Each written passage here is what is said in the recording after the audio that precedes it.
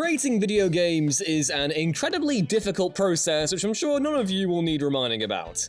Most developers go into a project with gleaming eyes, hoping that they can make the gaming equivalent of the Second Coming, and that's a good thing. Studios who set their eyes in the sky often create masterpieces of pure interactive brilliance. However, that often comes at the price of having the occasional genuinely outstanding idea brushed to the side for the sake of time and focus. I'm Ewan, this is WhatCulture Gaming, and here are 8 incredible video game mechanics you'll never get to play. Number 8. A game-changing lighting system, Dark Souls 2.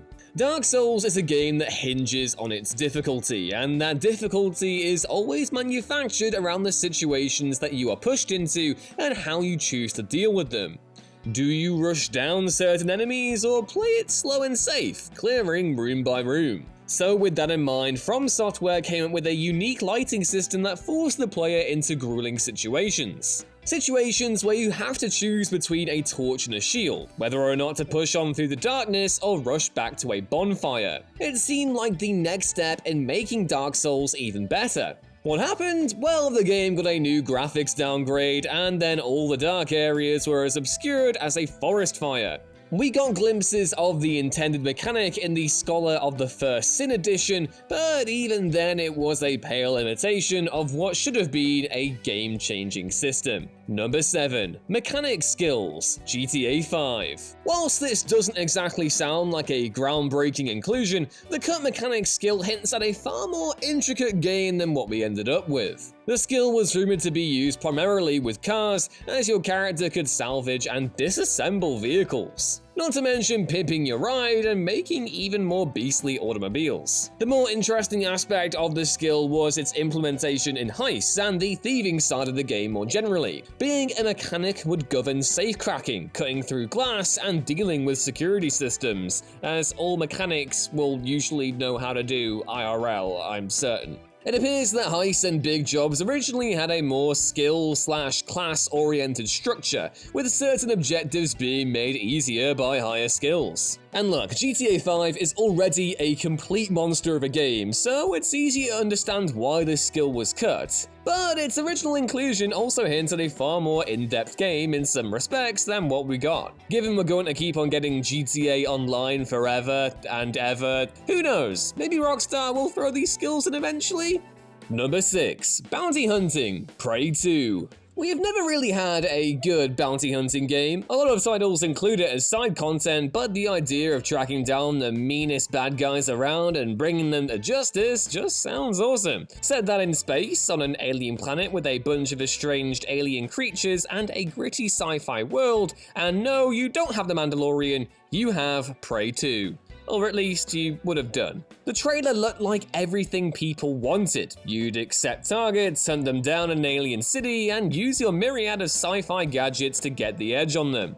It was a game with a focus on that core mechanic of hunting down bounties. But it went as soon as it came. The game was scrapped and we ended up with Arcane's Prey instead. A great game, mind, but hardly the gunslinging sci-fi Boba Fett-esque experience many had initially wanted. Number 5. Fighting alongside a dragon against other dragons, Scalebound. There is rarely a situation that cannot be made more impressive, bombastic, and downright awesome than simply by introducing a massive dragon. And video games excel at doing dragons justice. We've had countless epic battles against the fire-breathing beasts, but very few games have given us a chance to fight alongside them, and even fewer have proposed refining and polishing that mechanic. Scalebound was going to do just that. The game would see you fighting alongside your dragon companion, using him to land combos and eccentric maneuvers. The dragon was planned to be an extension of your character, with the two of you working together to pull off some legendary moves. If that sounds awesome to you, then I've got some bad news. Cancelled in 2017, Scalebound isn't going to be hitting the shelves, meaning our tag team Dragon Battle fantasies will have to remain just that, fantasies. Number 4. Making Bonfires, Dark Souls 3. Bonfires are the backbone of a Dark Souls game. As checkpoints where you can finally breathe a heavy sigh of relief, getting their placement just right defines the game's difficulty. Too close together and progression is a breeze, or at least it should be. I'm terrible at these games, but whatever. Too far apart and it's just plain unfair.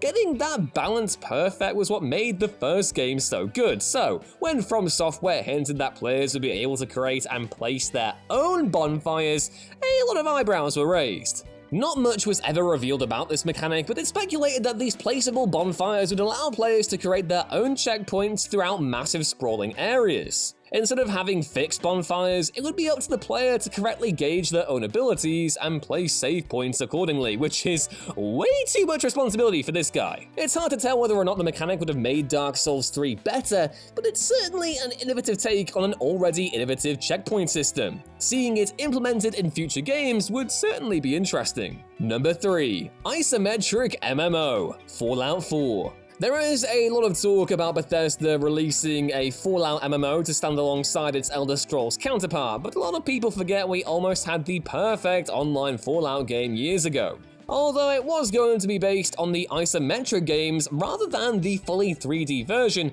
that meant the highly anticipated Van Buren, the original Fallout 3 developed by Black Isle before the IP was bought by Bethesda, is not the only disappointing cancelled game in the franchise. Whilst it's hardly the first isometric MMORPG, the use of Fallout's mechanics and focus on survival could have made for a really interesting online game. Cooperative play could have been heavily utilized, with certain areas requiring teamwork and shared supplies to survive. A lot of this is speculative as the game was barely revealed. However, knowing the mechanics of the old isometric Fallouts, an MMO version of those intricate games would have been something to see. Number 2. A proper civil war, Skyrim.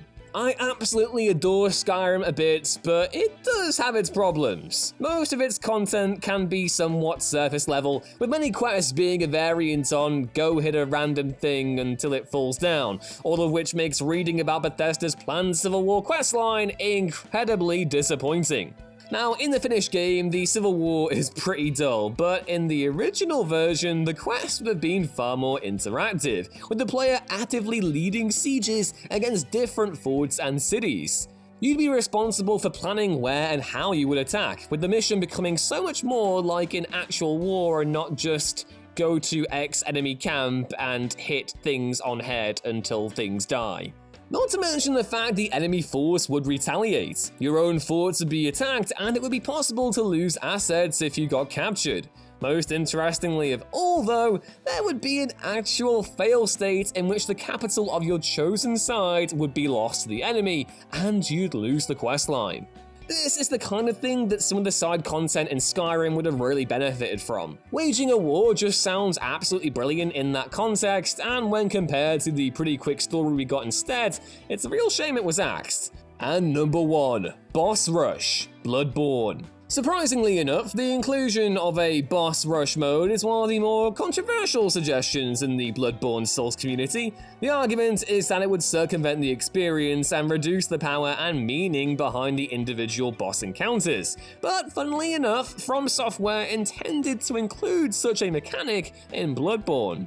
Presumed to be similar to the Chalice dungeons, you'd be able to test your mettle against an endless stream of bosses. And with the random nature of the Chalice dungeons, we could have seen specific challenges alongside where you'd have fought a select number of bosses, one after the other, all without a checkpoint. It certainly would have added a lot more longevity to the game and could have made fighting your favorite bosses far easier. Being forced to trudge through half a game to relive your favorite encounter is a bit unnecessary, and if the developers thought it would have been a good idea, there's no reason for the community to be up in arms.